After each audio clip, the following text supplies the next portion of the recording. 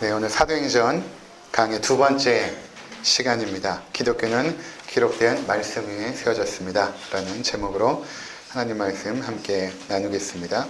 우리가 지난 시간에는 누가가 사도행전을 기록하면서 데오빌로에게 보낸 그 책이죠. 첫 번째 책을 헌정하게 되는데 그 책이 바로 누가복음이었다. 그리고 이 누가복음을 어떻게 기록했는가? 예수님의 행하시고 가르치신 것들을 잘 요약하고 중요한 사건들을 담아서 예수가 누구신지, 왜 우리가 예수를 하나님의 아들로 믿어야 되는지 그 복음에 대한 이야기를 데오빌로에게 보냈다라는 이야기를 우리가 함께 나누었죠. 오늘 계속해서 2절에 대한 내용을 함께 나누도록 하겠습니다. 오늘 2절은 바로 이것이죠. 그가 택하신 사도들에게 성령으로 명하시고 승천하신 날까지 이를 기록하였노라. 그러니까 지금 누가는 첫 번째 책인 누가복음과의 연관성 속에서 계속해서 내가 왜 사도행전을 기록하게 되었는지에 대해서 이야기를 하고 있습니다. 오늘 우리가 두 번째 살펴보게 될 내용은 무엇인가 하면 누가가 사도행전뿐만 아니라 누가복음을 기록하였다라는 것입니다. 이 기록에 대한 부분을 함께 나누고자 하는 것입니다. 이 기록이 왜 중요하고 이 기록이 오늘날 우리 가운데 어떤 의미가 있는지를 살펴보고자 하는 것입니다. 데오빌로는 지난 시간에 말씀드린 것처럼 로마의 고위 관리였죠. 그가 누가에게 재정적인 후원을 하게 되었고, 누가는 탁월한 의사였지만 또 역사가였고, 또 그 당시 일어났던 모든 일들을 한 사람 한 사람 인터뷰를 하면서 체계적으로 누가복음과 사도행전을 기록하게 되거든요. 누가가 경험하지 않았던 것들은 한 사람 한 사람 다 만나서, 예수님의 탄생에 대한 이야기는 누가가 모르니까 마리아를 만나서 어떻게 예수님께서 탄생하게 되었는지에 대한 부분도 듣게 되고, 또 자신이 경험하지 않았던 것들은 주변의 제자들을 통하여서 낱낱이 묻고, 또 장소라든가 또 역사적인 사건의 그 모든 배경들을 그가 인터뷰하여 조사하여서 누가복음과 사도행전을 기록한 것이거든요. 그래서 예수를 믿지 않은 사람들이 정말 이 사도행전의 기록이 진짜인가를 탐구하기 위해서 이 사도행전의 기록에 따라서 쭉 여행을 했는데, 정말 그 장소와 그 주변의 모든 배경과 환경들이 너무나 일치하여서 오히려 예수를 믿게 되었다라는 기록을 성경을 연구하면서 또 알게 되었습니다. 그만큼 사실적인 것들을 누가가 기록을 하게 된 것입니다. 자, 그래서 기록하였노라 이렇게 말하고 있죠. 누가복음 1장 1절과 2절을 우리 잠깐 보고 오도록 하겠습니다. 우리 중에 이루어진 사실에 대하여 처음부터 목격자와 말씀에 일꾼된 자들이 전하여 준 그대로 내력을 저술하려고 붓을 든 사람이 많은지라. 그러니까 그 당시에 교회가 막 한참 태동될 때 이게 도대체 이 교회가 어떻게 지금 세워지고 있는가, 그들은 도대체 믿는 것이 무엇이고, 죽은 예수를 부활했다라고 믿고 그를 따르고 추종하는 사람들이 아주 급속하게 늘어가고 있을 때에 그 사실을 붓을 들고 써내려간 사람이 많았다는 것입니다. 그 당시 책이라고 하면 우리가 지금 손에 들고 있는 이런 책이 아니라 파피루스라는 나무에 그 잎사귀를 가로로 세로로 엮어가지고 이렇게 두루마리로 형태로 묶거든요. 거기다가 이제 하나하나 쓰는 것이죠. 그렇게 예수님의 행적에 대해서, 그리고 그 당시 일어났던 사실에 대해서 쓴 사람이 많았다라는 것입니다. 그 중에 마태, 마가, 요한 이런 사람들이 예수님의 행하심과 가르치심을 썼죠. 그 외에도 여러 가지의 글들이 있었을 것입니다. 그 중에 성경에 담아있지는 않지만 유다가 쓴 어떤 복음서 이런 것도 있었겠죠. 그런 책들이 굉장히 많았던 것입니다. 근데 그렇게 난무하는 여러 가지 책 중에 초대교회는 과연 무엇이 정말로 진리이고 하나님의 말씀으로 기록된 책인가를 확정할 필요가 있었던 것입니다. 마태, 마가, 누가, 요한복음뿐만 아니라 여러 가지 다 돌아다니는 그 복음에 대한 내용들을 다 믿을 수가 없으니까 초대교회는 회의를 열어서 모이기 시작한 것입니다. 과연 이 중에 무엇이 정말로 하나님의 말씀이고 무엇이 정말로 우리가 믿을 만한 사실에 근거한 진리인가를 그들이 결정한 것입니다. 이것을 뭐라고 말하냐면 정경화 과정이다 이렇게 말합니다. 여러분 아마 처음 들으셨을 것입니다. 제가 설교를 준비하면서 이 부분을 굳이 우리 성도들에게 설교로 가르쳐야 되는가 말아야 되는가를 고민을 했는데, 그래도 여러분들이 알고 있는 것이 좋을 것 같아서 가르치기로 한 것입니다. 정경화 과정이라고 합니다. 여러 가지 그 당시에 떠돌아다니는 그 성경의 내용들을 초대교회는 정말 진리의 말씀만을 정경으로 확정하는 여러 번의 회의를 거칩니다. 계속해서 회의를 합니다.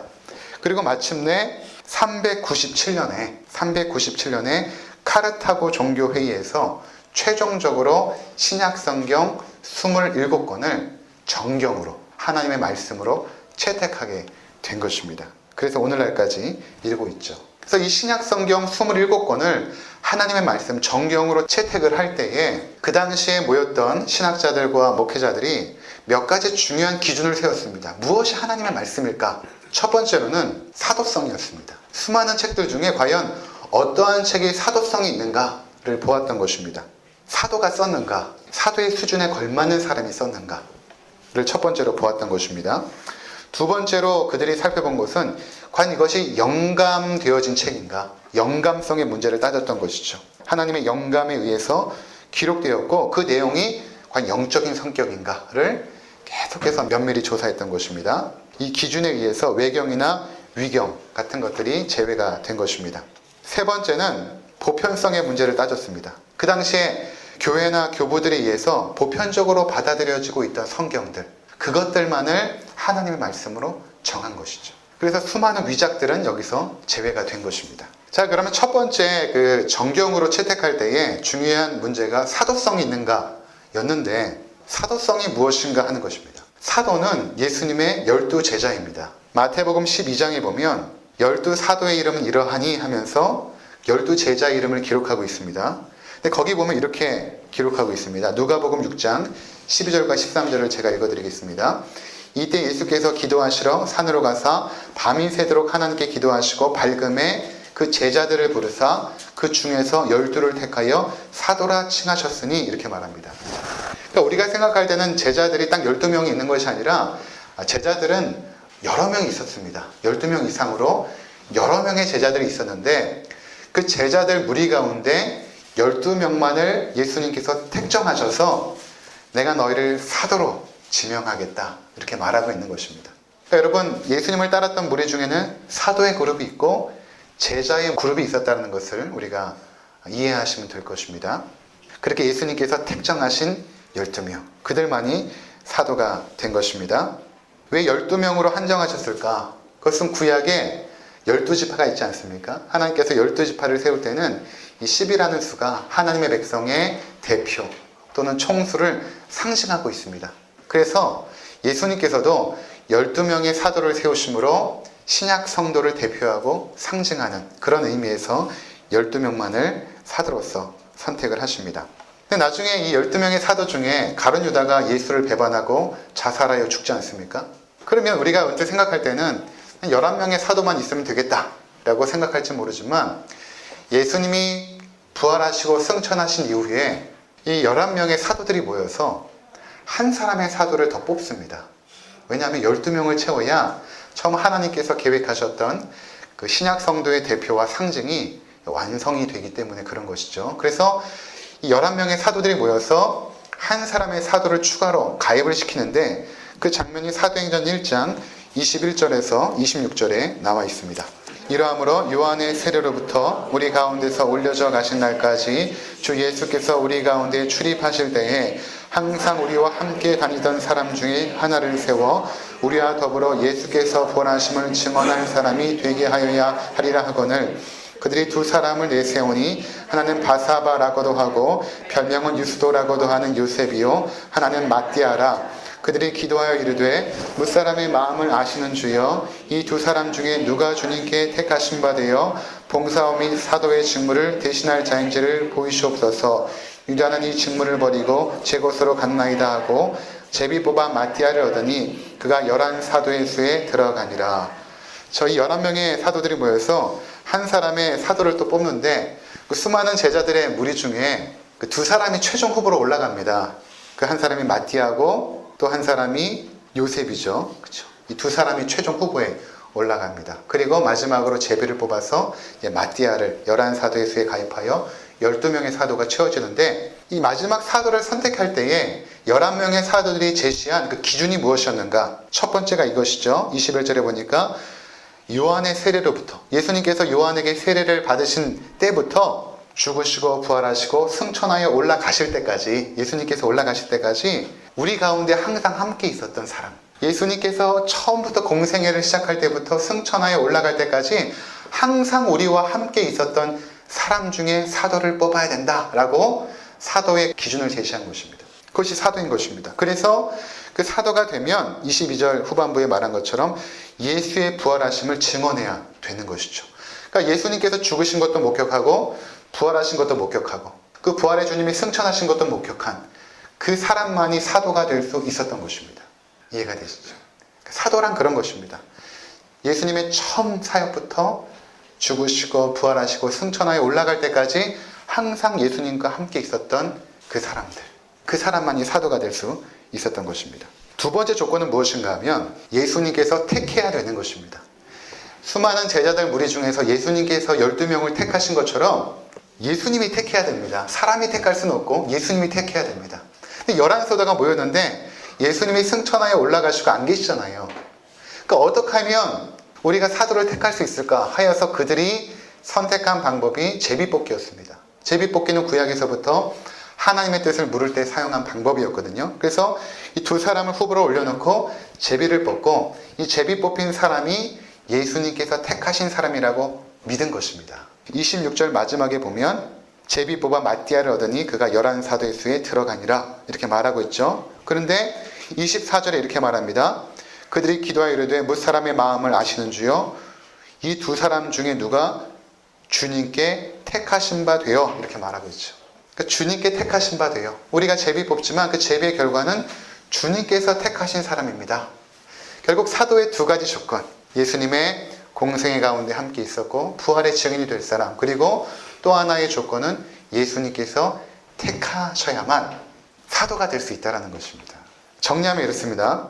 기독교는 예수님의 행하심과 가르침을 기록한 책 위에 세워져 있습니다. 기독교의 기초가 이 책입니다. 기록한 책입니다.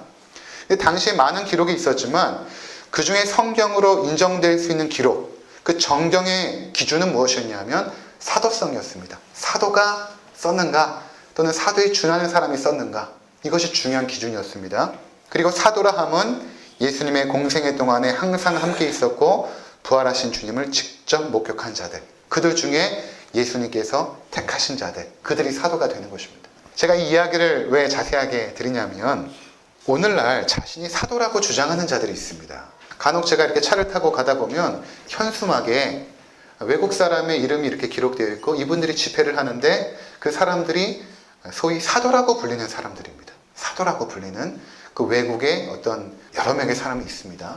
그리고 그들이 오늘날 사도의 역할을 한다라고 믿습니다. 이것을 신사도주의 또는 신사도 운동이라고 말하는데 여기에 한국에 있는 몇몇 대형교회가 그것을 지원을 하기 시작하면서 한국의 많은 성도들 가운데 분별력이 없는 성도들은 그것이 진짜인지를 알고 그런 집회를 참여하기도 하고 그런 영상을 보기도 하고 그런 영향들을 계속 받기도 하죠. 그러니까 그 사도라고 하는 사람들이 나와서 하는 이야기들은 대부분 예언입니다. 한국이 어떻게 될 것이고 세계가 어떻게 움직여질 것이고 이런 예언들을 막 하거든요. 그리고 그 집회 가운데 몸에 떨리는 현상이 일어나기도 하고 기도를 하면 사람들이 쓰러지기도 하고 뿐만 아니라 막 웃기도 하고 때로는 막 짐승 같은 소리를 내기도 하고 하늘에서 금가루가 떨어졌다라고 말하기도 하고 이빨이 금류로 변했다라고 이야기도 하고 이런 모든 현상들은 신사도 운동의 집회 가운데 일어났던 현상들이고 거기서 그 집회를 인도하는 사람들을 사도다 이렇게 부르고 있거든요. 그래서 우리는 그분들의 말씀을 추정하고 그들을 중심으로 교회가 새롭게 세워져야 된다라고 하는 운동이 신사도 운동인 것입니다. 아마 여러분들 들어보신 분들도 있고 여러분 주변에 그런 데 참여하는 분들도 있을 것입니다. 여러분 신비한 능력이 나타난다고 다 하나님께서 하시는 것이 아닙니다. 무당도 작두를 탑니다. 마태복음 24장 24절에 보면 예수님께서 이렇게 말씀하십니다. 거짓 그리스도들과 거짓 선지자들이 일어나 큰 표적과 기사를 보여 할 수만 있으면 택하신 자들도 미혹하리라. 거짓 그리스도, 거짓 선지자들이 일어나서 큰 표적을 행하고 기사를 보여서 할 수만 있으면 하나님의 택하신 자들을 미혹한다라고 말하고 있죠. 그들이 사도가 될 수 없습니다. 사도는 12명으로 끝났거든요. 데살로니가 후서 2장 9절과 10절에 이렇게 말합니다. 악한 자의 나타남은 사탄의 활동을 따라 모든 능력과 표적과 거짓 기적과 불의의 모든 속임으로 멸망하는 자들에게 있으리니 이는 그들이 진리의 사랑을 받지 아니하여 구원함을 받지 못하리라. 그렇죠? 여기도 모든 능력과 표적과 거짓 기적 이런 것들이 나타난다. 나타난다고 그것이 진리이고 옳은 것이 아니다 라는 것을 예수님께서 이미 말씀하신 것입니다. 성경을 통해서. 따라서 모든 기적과 표적을 성령의 역사라고 단정할 수 없습니다. 예수님의 이름으로 행해지는 권능과 능력이라 해도 예수님과 전혀 상관없는 것일 수도 있습니다. 그러므로 극단적인 신비주의적인 신사도 운동은 비성경적인 형태로서 지극히 경계해야 되는 것입니다. 성경을 잘못 이해한 것이죠. 오늘날도 사도가 있다라고 그들은 믿고 있는 것입니다. 또 하나는 카톨릭이죠. 카톨릭은 교황을 통해서 사도성이 계속해서 이어진다라고 믿습니다. 교황이 예수님의 죽으심과 부활을 목격한 자도 아니고 하나님께서 택하여 세운 사람도 아닙니다. 사도는 12명으로 끝나버린 것입니다. 오직 오늘날 사도성이 있다라고 말하는 것은 무엇인가 하면 기록된 성경밖에 없는 것입니다. 더 이상 사도는 없지만 사도들이 기록된 성경만이 그 사도성을 역사 가운데 면면이 이어서 오늘날 우리의 손에 들려진 것입니다. 그러니까 오늘날 사도는 무엇인가? 기록된 성경. 사도는 아니지만 사도적인 권위를 가지고 있는 것은 성경밖에 없습니다. 성경 위에 그 어떤 권위도 없습니다. 이해가 되시죠? 성경 위에 그 어떤 권위도 없습니다. 그런데 로마 카톨릭 교회는 성경 위에 권위가 있죠. 교황이 성경 위에 권위자로 서 있습니다. 사도이기 때문에 그렇습니다. 사도들은 성경 위에 권위를 가지거든요. 그러니까 오늘날 신사도 운동을 펼치는 그 예언자들이라고 하는 그 사람들, 그들을 여러분들이 믿고 그들의 말씀을 듣게 되면 하나님 말씀을 당연히 믿지 않습니다. 이거보다 그들의 말을 더 집중하여 듣게 되어 있습니다. 하나님 말씀을 묵상하지 않을 것입니다. 소홀히 여길 것입니다. 오히려 그들의 예언의 귀가 열려서 여러분들의 일상적인 삶에 지장을 받고 그들은 다 어떤 위기들을 말할 것이거든요. 한국 땅에 어떤 위기가 생길 것이고 뭐 이런 위기들을 막 말할 것이거든요. 그럼 여러분들 건강한 신앙생활을 당연히 할 수가 없죠. 기독교는 그 어떤 사람의 권위를 인정하지 않습니다. 오직 기록된 성경만을 신적 권위로 인정하는 것입니다. 그래서 예수님의 행하심과 가르치심이 선택된 사도들에 의해서 사복음서에 기록이 된 것입니다. 그럼 예수님께서 부활하시고 승천하신 이후에는 성령님을 보내주시는데 그 성령께서 이제는 예수께서 행하셨던 사역을 더 폭발적으로 하십니다. 예수님은 이 땅에 계실 때에 영으로도 계셨지만 또 육신으로도 계셨죠. 지금 승천하여 하늘 보좌의 우편에 앉아 계실 때도 우리와 같은 육신을 입고 계십니다. 그 예수님께서 성령을 보내주시는데 성령님은 시간과 공간을 초월하여서 영으로서 역사하시죠. 그래서 그분의 역사는 오히려 예수께서 행하셨던 그 역사보다 더 폭발적이었습니다. 그래서 예수님께서 뭐라고 말씀하시냐면 너희들은 제자들이죠. 나보다 더 큰 일을 할 것이다. 이렇게 말씀하십니다. 너희는 나보다 더 큰 일을 할 것이다. 그 사도들이 큰 일을 한다는 것이 아니라 성령께서 너희 가운데 임하면 성령으로 말미암아 너희가 내가 했던 것보다 더 놀라운 일들을 할 것이다 라고 말하죠. 그리고 그 사도들은 실제적으로 예수께서 행하신 일보다 더 놀라운 일을 했습니다. 바울이 가지고 있던 손수건에 손만 닿아도 병이 나는 그런 역사들이 있었거든요. 바울도 죽은 자를 살렸거든요. 바울의 능력이 아니라 성령의 역사로.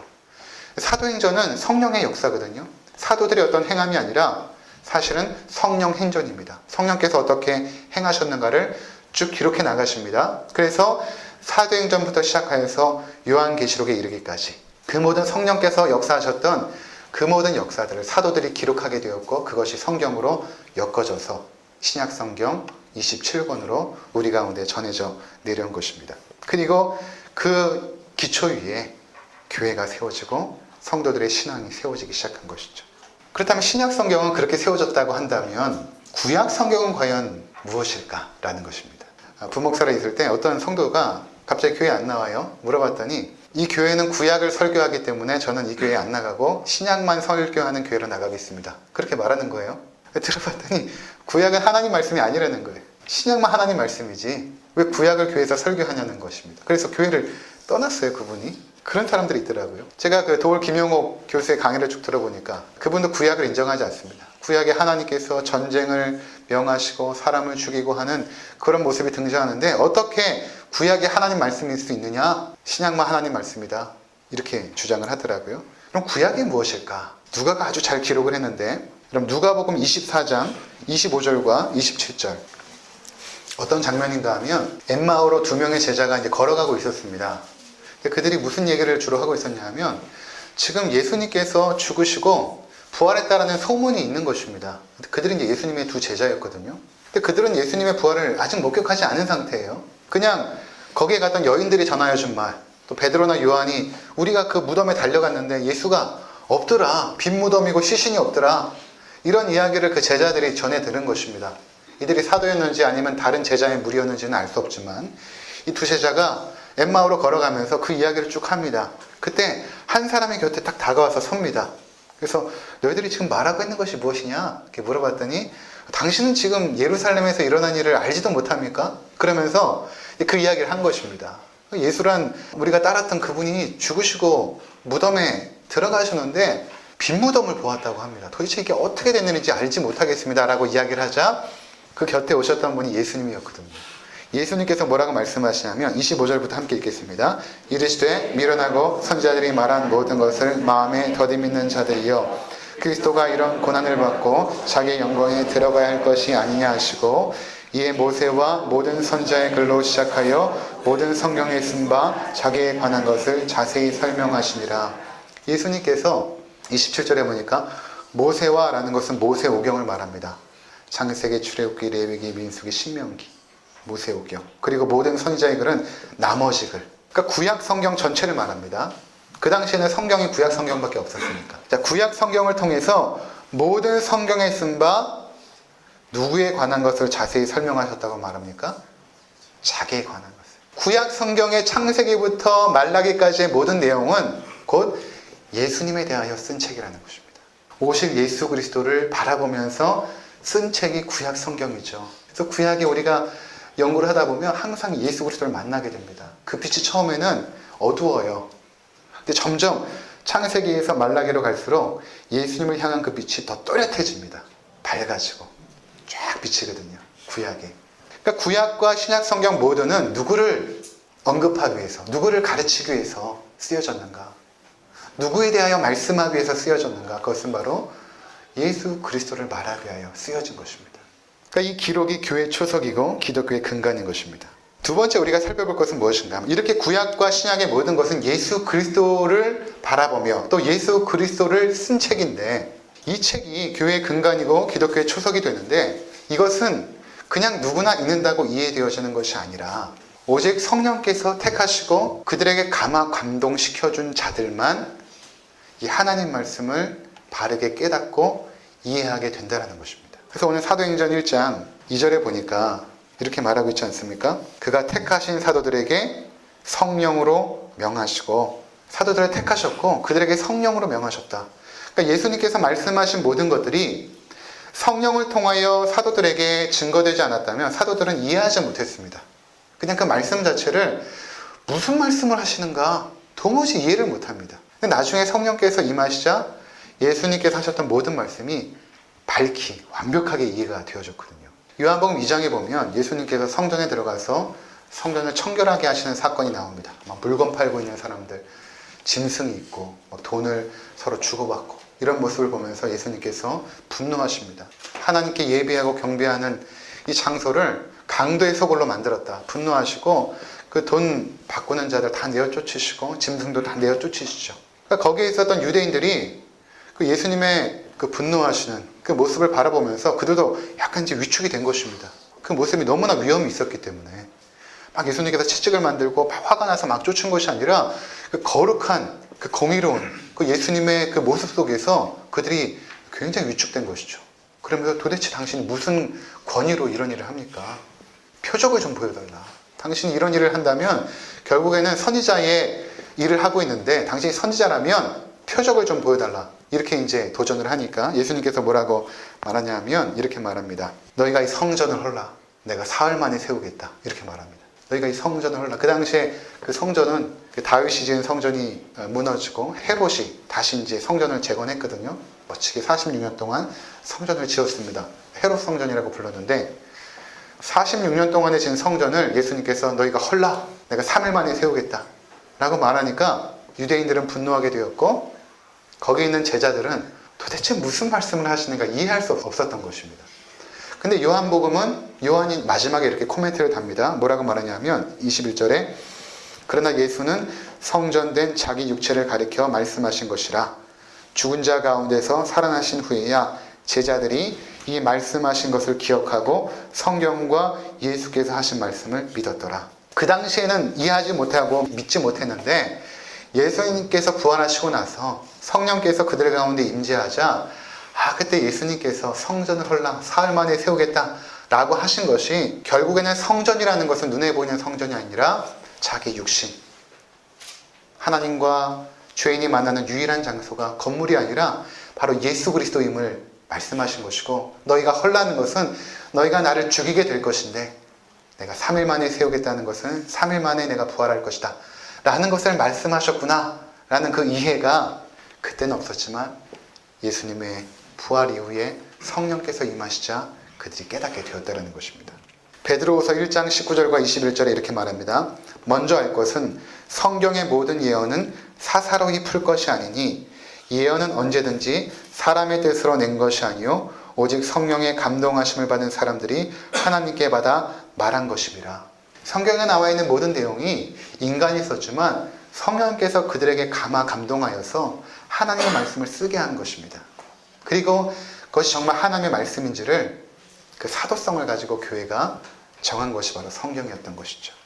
성경은 저자가 사람이지만 원 저자가 성령님이기 때문에 성령께서 우리 가운데 역사하지 않으면 아무리 성경을 읽어도 성경이 깨달아지지 않습니다. 이해가 되지 않습니다. 에베소서 1장에서 바울이 이렇게 기도하죠. 우리 주 예수 그리스도의 하나님 영광의 아버지께서 지혜와 계시의 영을 너희에게 주사 하나님을 알게 하시고, 하나님께서 지혜와 계시의 영을 우리 가운데 주시지 않으면 우리가 하나님을 알 수가 없다는 것입니다. 지혜와 계시의 영이 누구입니까? 성령님이죠. 성령님이 임해야만 하나님을 알게 된다는 것입니다. 주님은 택하신 사도들에게 성령으로 말씀하셨고 그것을 기록하게 하셨습니다. 그리고 이 기록이 2000년을 흘러서 우리의 손에까지 들려 있는 것입니다. 우리가 이 성경을 읽을 때 성령님이 임하셔서 깨닫게 하시는 것입니다. 어떤 사람들은 성경을 그냥 지식으로 읽습니다. 또 어떤 사람들은 어떤 종교적인 교훈을 얻기 위해서 읽기도 합니다.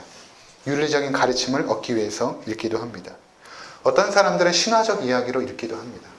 그런데 성령님이 임하신 사람들은 성경을 읽을 때에 살아계신 예수 그리스도를 인격적으로 만나게 됩니다.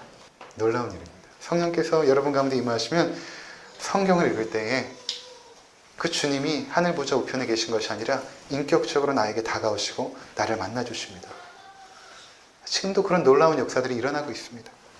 제가 간혹 이어령 교수 언급하지 않습니까? 이어령 교수가 우리나라의 그 최고의 지성인 아닙니까? 그분이 성경을 100독 이상을 했다고 그래요. 그러니까 예수를 믿기 전에.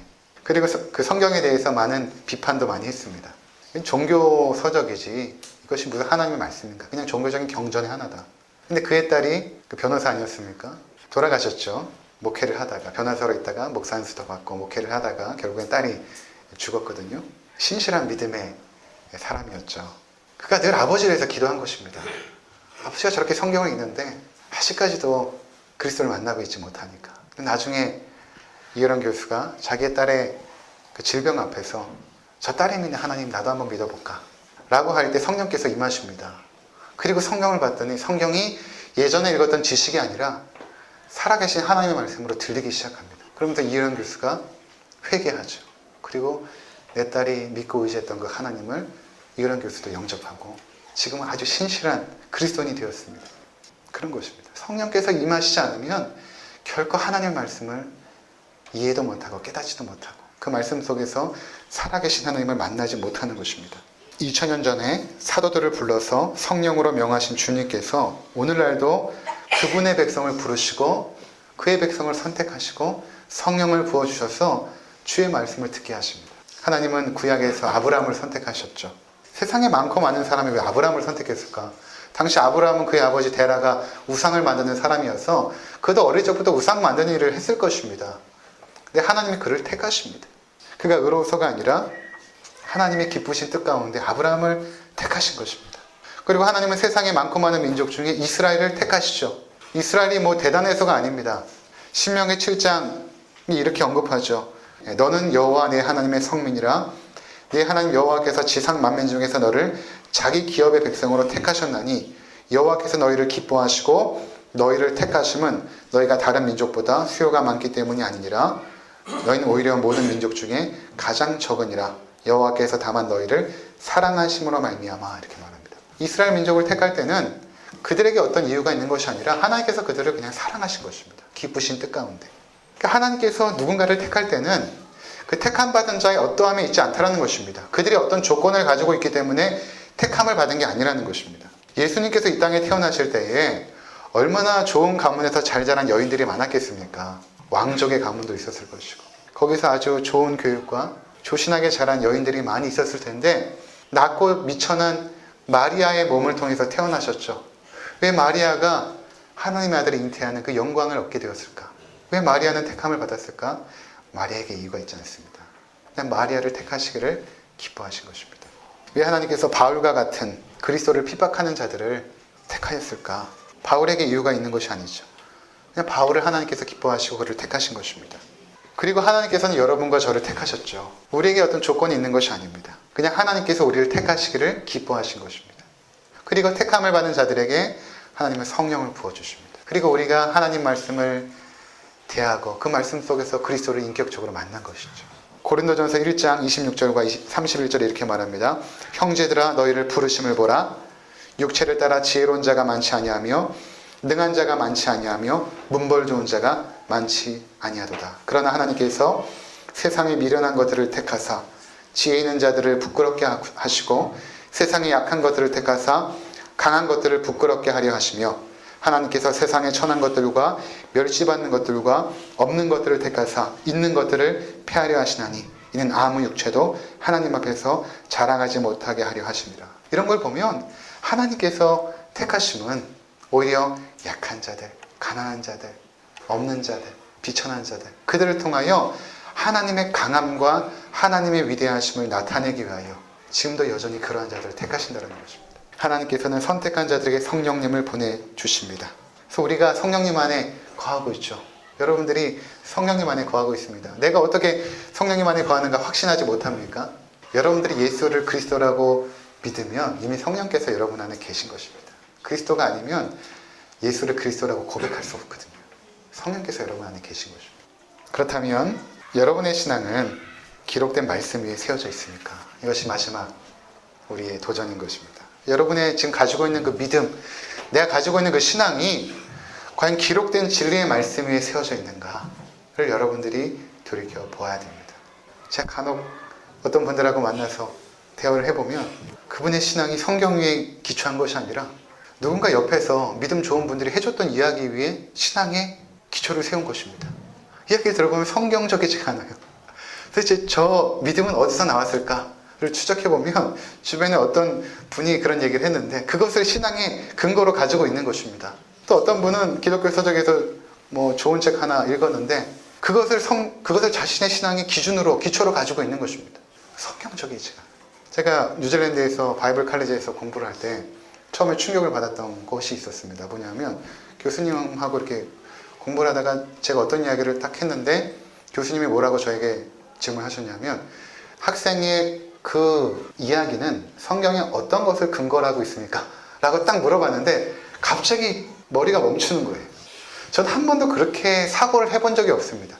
내가 가지고 있는 생각의 근거들을 과연 성경을 가지고 검토해 본 적이 없었던 것입니다. 그냥 뭐 한국에 있을 때 사람들에게 들었던 좋은 이야기들, 신앙의 이야기들, 주변에 좋은 형제 자매들, 믿음의 선배들의 이야기들을 통해서 내가 신앙의 어떤 내용들을 근거로 가지고 있었지 이것이 하나님 말씀 안에서 근거로 갖고 있었진 않았던 것입니다. 그 질문을 딱 받는 순간에 말문이 탁 막히더라고요. 그래서 이제 충격을 받았습니다.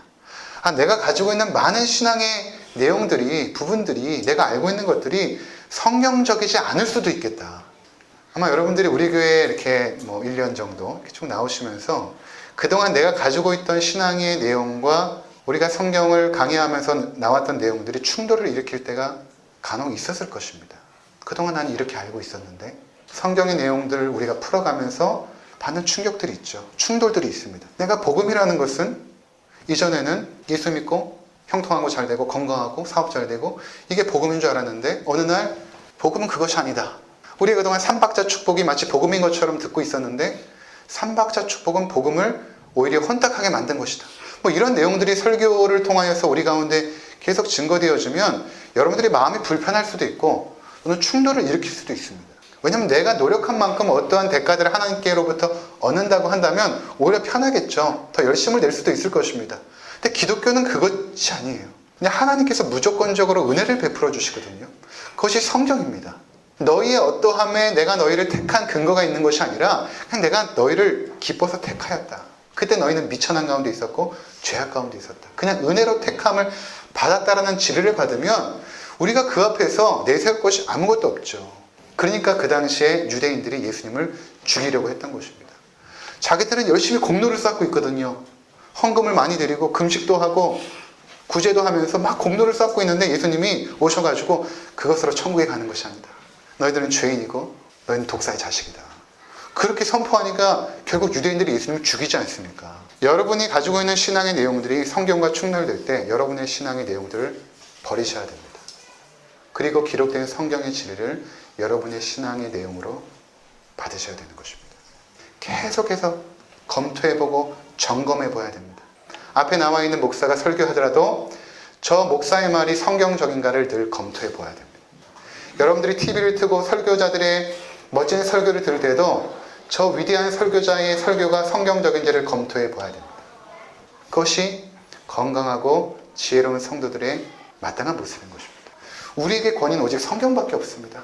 오직 성경의 권위밖에 없습니다. 그 말씀의 권위 안에서 여러분들이 더욱더 건강하고 튼실한 신앙을 가지고 살아가시면 이 땅 가운데서 하나님의 임재 속에서 신령한 그분의 능력 가운데 살아가게 될 것입니다. 아무쪼록 이 말씀 위에 여러분들의 신앙을 세우시기를 간절히 부탁을 드립니다. 기도하겠습니다.